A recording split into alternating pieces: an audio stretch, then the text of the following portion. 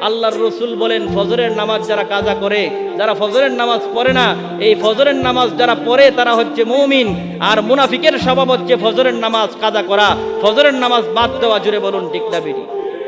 অবশ্যই তোমাকে ফজরের জামাত পড়তে হবে, অবশ্যই আপনার ফজরের জামাত পড়তে হবে। আপনি বলবেন হুজুর ফজরের জামাত পড়লে কি লাভ হবে?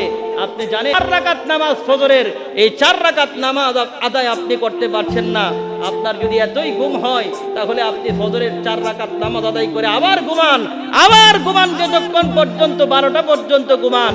কিন্তু আল্লাহর হুকুম ফজরের জামাত, এই 4 রাকাত নামাজ আদায় করেন। বলবেন হুজুর এই ফজরের 4 রাকাত নামাজ পড়লে কি হবে? রাসূল বলেন ফরজ না, শুধুমাত্র ফজরের 2 রাকাত সুন্নতের মূল্য কত জানো? রাকাতাল ফাজরি খায়রুম মিনাদ দুনিয়া ওয়া মা ফিহা। রাসূল বলেন এই দুনিয়া এবং দুনিয়ার মধ্যে যত ধন সম্পদ যা কিছু আছে সব কিছুর চাইতে ফজরের 2 রাকাত সুন্নতের মূল্য আল্লাহর কাছে কোটি কোটি গুণে বেশি। জোরে বলুন আপনাকে আর কিভাবে রাসূল